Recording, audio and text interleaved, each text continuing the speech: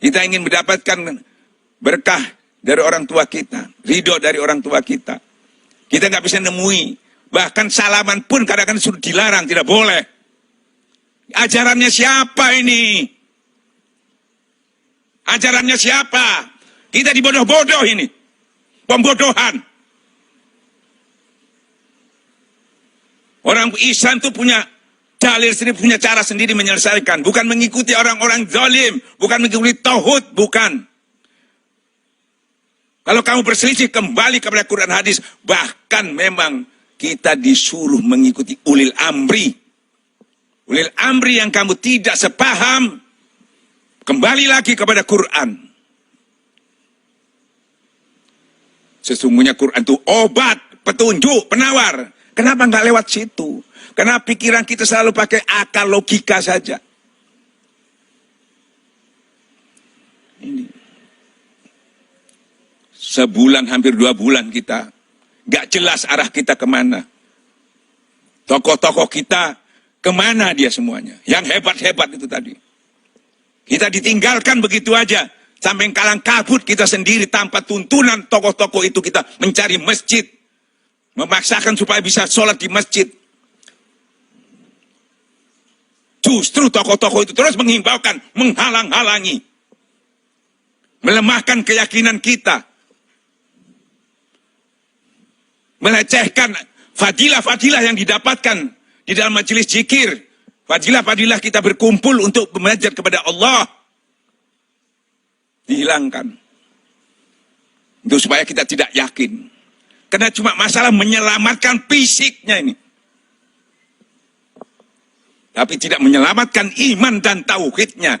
Tidak menyelamatkan fadilah-fadilah yang harus kita dapat di bulan ini. Yang sebanyak itu dibuka sama Allah. Kita nggak dapatkan. Gara-gara kita mengikuti tauhid.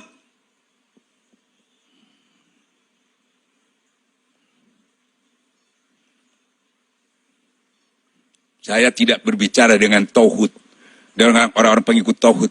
Saya berbicara kepada orang-orang yang beriman, para ulama, para habaib, orang-orang yang berasa memimpin umat. Jangan ditinggalkan kami ini, jangan sembunyi. Kita semua datang ke masjid, ente sembunyi semua di rumah. Kiai-kiainya ulah sembunyi semua di rumah. Kamu biarkan kita terhalang, dihalangi. Kamu diam aja. Mana fatwa-fatwamu yang meyakinkan kita untuk hanya takut kepada Allah? Kita sudah lakukan, ente tidak melakukannya. Contohnya hanya di podium, tapi tidak contohnya di lapangan. Contohnya waktu aman, tidak mencontohkan dalam kesulitan. Allahu Akbar.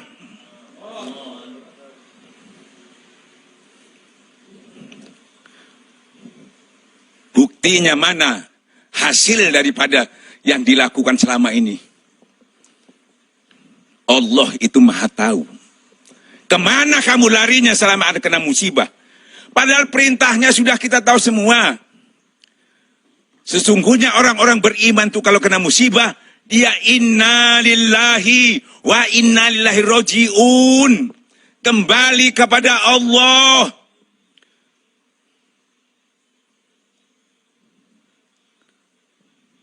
Apa bedanya? Ya, musibah. Ya, kalau sampai tidak hujan. Tidak hujan, pasti orang juga kelaparan. Pasti juga banyak orang meninggal kalau tidak hujan. Karena tanaman tidak tumbuh. Ya toh, orang-orang kekurangan air dan sebagainya. Musibah sama. Apa yang dilakukan kalau sudah ada musibah itu? Berbondong-bondong orang itu ke lapangan. Memohon kepada Allah supaya diturunkan hujan. Minta kepada Allah. Seketika itu juga turun hujan. Selesai masalahnya.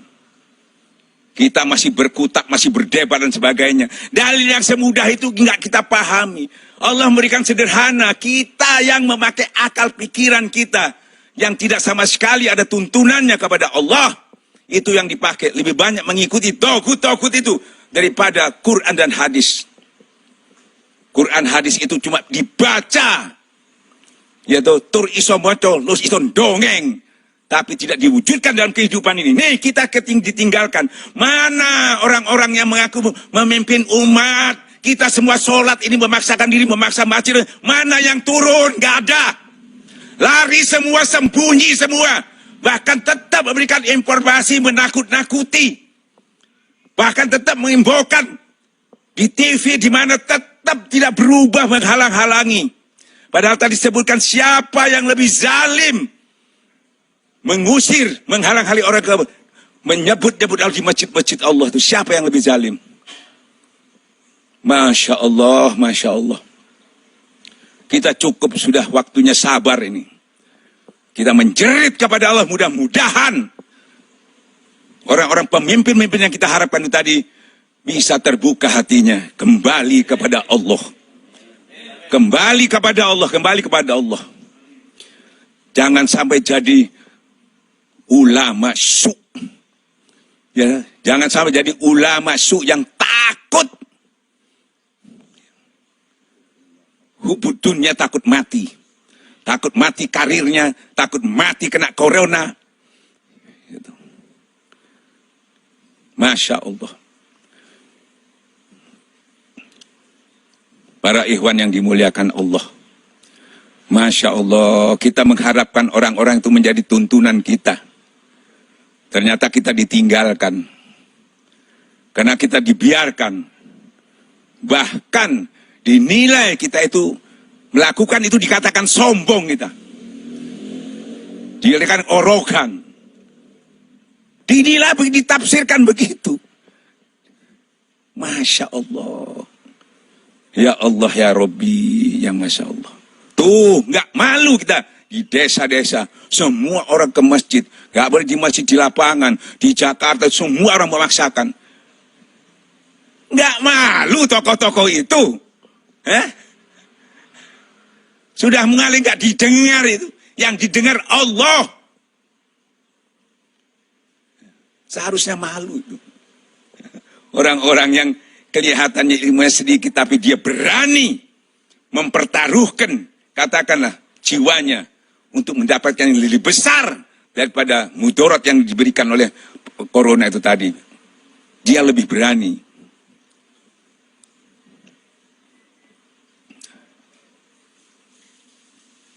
Masya Allah. Masya Allah. Sekali lagi khususnya Ikhwan Torekat Korea Naksabendi pada umumnya orang-orang yang beriman, ayo.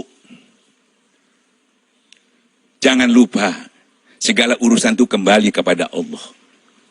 Bukan syariatnya kita tidak pakai. Dalam situasi yang sulit, keyakinan itu ditingkatkan. Ya, tuh. Supaya apa? Itu sudah sering jelaskan. Supaya iman kita kuat, otomatis iman kita, jiwa kita kuat, bangunlah jiwanya, bangun badannya. Ini badannya tok yang dikuati, yang diinformasi, jangan kena penyakit. Tapi jiwanya yang penuh penyakit. Yaitu penyakit apa? Wahan. Ya, penyakit wahan itu yang tumbuh. Penyakit coronanya dihindari, penyakit wahannya muncul.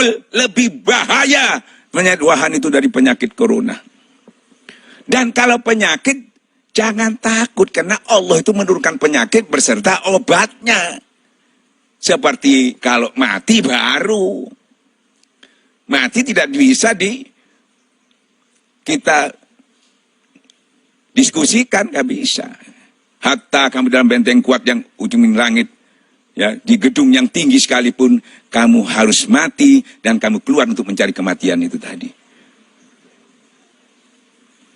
Bayangkan ketakutan kita, saking takutnya sehingga takutnya tidak memang ketakutan di dalam cara menyelesaikan masalah. Bayangkan satu, orang sudah ditakuti dengan corona, walaupun belum ada di daerah itu sudah ditakut-takuti. Dan orang mau periksa, itu harus bayar itu. Saya sudah kena apa enggak? Kalau enggak punya uang, kecuali memang ada pemeriksaan langsung. Tapi kalau kita mau periksa langsung itu bayar. Dari mana uangnya? Untuk memeriksa bahwa saya kena apa enggak. Karena harus bayar. Kecuali ada gratis pemeriksa langsung baru nggak bayar. Kedua, takutnya lagi kalau ada yang kena, satu orang aja, ini diisolasi. Satu rumah. Kalau ada bayi itu ada siapa? Terus tutup semua. Gimana? Apa itu solusi? Jadi ketakutannya bertambah. Dan orang yang ketakutan bertambah apa? Nggak bisa kerja, tambah ketakutannya. Kan dia nggak bisa kerja, nggak bisa jualan. Bahkan dipecat lagi. Ketakutannya tambah. Terus mati juga dia takut karena cara matinya dikubur itu tidak boleh dijenguk, tidak boleh didoakan, langsung dibawa dikubur di tempat tersendiri. Ya tambah takut lagi kan. Jadi semua yang dilakukan menakutkan semua. Karena tidak bersandar kepada Allah. Tolong ulama-ulama dibantu pemerintah ini diberikan keyakinan agama, diberikan solusi lewat agama. Supaya agama yang dijanjikan oleh Allah itu yang beri petunjuk. Dalam langkah-langkah kita ke depan, kalau kita kembali kepada Allah, Allah akan beri petunjuk dan anugerah. Supaya tidak ngawur. Ulama ini yang punya pengetahuan, punya ilmu itu. Jangan satu dalil aja, bahaya. Enak aja, siapapun bisa ngomong, di rumah saja. Dalil disampaikan itu aja. Ada taun di rumah saja. Jangan keluar. Lah orang nggak keluar nggak makan dah. Ente yang ngomong enak punya duit. Orang disuruh keluar nggak boleh keluar. Orang ini kalau punya makanan, kalau enggak. Kita berbicara juga harus pakai logika dong. Kalau ente yang memberi makanan mencukupi, oke. Macan aja di hutan kalau ada makanan dia keluar cari orang itu masuk kampung. Risiko dibunuh dia masuk. Ular apa itu binatang keluar, risiko dibunuh dia tetap karena kelaparan. Apalagi manusia yang punya otak ini, punya akal. Tolong para ulama ini yang menentukan nih keselamatan, karena ulama termasuk mendapatkan amanah dari Allah Subhanahu wa taala. Seperti halnya Rasulullah menyampaikan umati. Maksudnya mengingatkan ulama yang mempunyai fasilitas itu. Termasuk Departemen Agama, termasuk Majelis Ulama. Itu mendapatkan amanah yang khusus sebetulnya karena dia punya otoritas. Umatku. Ya toh. Nah ini umatnya keleleran ini. Mau sholat bingung. Ya toh. Kehilangan induknya. Tapi alhamdulillah masih ada iman berarti karena dia berani terus-menerus melaksanakan sholat di masjid, alhamdulillah. Bahkan sholat tarawih dan sholat id banyak terlaksana, alhamdulillah. Ya tuh. Insya Allah, ini dilihat, disaksikan sama Allah. Ya tuh. Saya kira begitu, mohon maaf, khususnya kepada para pemegang negara ini, khususnya para ulama, bukan kita ini ingin melecehkan sampean semuanya, tapi kita karena merasakan bahwa sampean yang punya kuasa, yaitu secara negara itu pemerintah, secara keyakinan, secara agama itu ulama. Maka kita menghimbau supaya lebih, yaitu mengoptimalkan, yaitu apa yang dia miliki, apa yang dia punya pengetahuannya. Kalau bisa ulama dengan benar-benar bersinergi, masing-masing punya kelebihan untuk bisa mengatur umatnya ini khususnya di Indonesia. Jangan buruk sangka lagi, jangan kita yang menyampaikan ini dikira melecehkan negara. atau melawan aturan, bukan. Ini kan watawasau bil haq, watawasau bersaling mengingatkan dong. Saling mengingatkan, dianjurkan, bukan tolong-menolong dalam kejahatan ini. Ini tolong-menolong dalam kebaikan, jangan salah paham.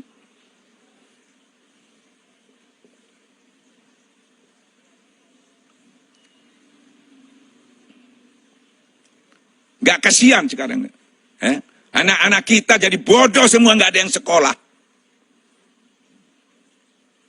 Di rumah katanya, di rumah. Mana keluyuran semua itu?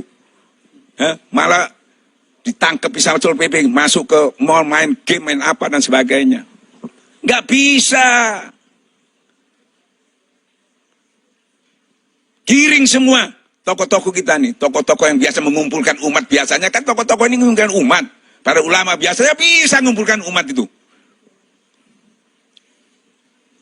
Bahkan pejabat-pejabat itu banyak memanfaatkan habaib pak kiai-kiai untuk minta tolong didoakan. Untuk mensukseskan dirinya menjadi pejabat, untuk mensukseskan bagaimana negara ini supaya aman, tentram. Boleh, bagus. Kenapa ini tidak? Balik sekarang ulama datang ke pemerintahan. Sampaikan juga keinginan kita untuk menyelamatkan umat ini. Yang kita tahu dan kita yakini tidak ada yang bisa menyelamatkan kecuali Allah. Kalau kita tidak full kembali kepada Allah. Tidak bisa. Semuanya ada di tangan Allah. Itu. Pasti. Itu. Para umaro akan bisa mengabulkannya. Karena dia juga banyak nggak ngerti, mungkin nggak tahu karena dia bukan ulama. Nah, diberi pengertian, jangan diikuti kalau salah. Jangan diikuti kalau lemah, kalau jangan diikuti kalau mudorot.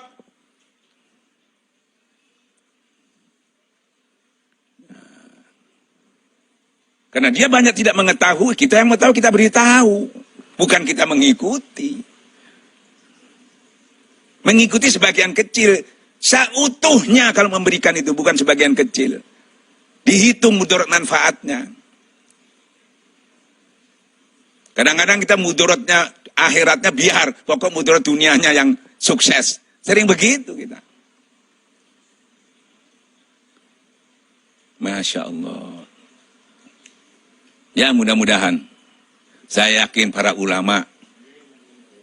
Ya tahu. Pasti. Hati kecilnya. Saya yakin di bulan-bulan yang sudah akhir ini, saya lihat juga sudah banyak yang merasa menyesal. Ya, atas keputusan-keputusan yang awal dulu sudah banyak yang menyesal. Menyadari bahwa banyak yang hilang di bulan-bulan ini. Karena apa? Sikap-sikapnya yang belum serius. Ya memang sudah terlambat, sudah habis hari raya ini. Tapi corona yang belum selesai, ayo tetap kita upayakan kita jangan sampai menutup masjid. Kenapa? Sejarah membuktikan ada musibah apapun, Rasulullah, sahabat-sahabat tidak pernah menutup masjid. Dianjurkan sholat di rumah tapi tidak menutup masjid. Karena yang dianjurkan itu yang punya musibah, yang terkena musibah, yang enggak. Misalnya, sering disampaikan dalil, karena hujan deras saja kita nggak ke masjid nggak masalah. Kan gitu ya. Tapi tidak menutup masjid. Karena yang hujan daerah sini, yang daerah sana nggak hujan. Kan gitu. Terus lagi. Di azan, sholat di rumah. Karena pada waktu itu ada musibah, orang lumpuh. Nggak bisa kemana-mana, dipopoh itu. Bawa ke masjid untuk sholat. Tapi tidak menutup masjid. Karena orang itu nggak bisa, dianjurkan sholat di rumah aja. Tapi yang bisa, yang enggak. Kita juga begitu. Yang enggak zona merah, yang enggak ada situ ada orang yang gelebak-gelebak di situ, ya boleh kita, jangan ditutup. Ini kadang-kadang iya, boleh, besoknya enggak. Nanti ngomong lagi iya, besoknya enggak. Nanti muinya iya, depaknya enggak. Kadang-kadang muinya iya, ada polisinya enggak. Ini kan membingungkan ini. Kenapa? Enggak dapat petunjuk Allah. Masing-masing pakai akalnya, pikirannya, nafsunya. Kembali kepada urutan sama-sama, pasti sama. Karena rujukannya bukan manusia. Bukan pendapat manusia. Pendapat Allah Subhanahu wa ta'ala. Insya Allah jadi obat, jadi petunjuk, jadi penawar. Wabillahi taufiq hidayah.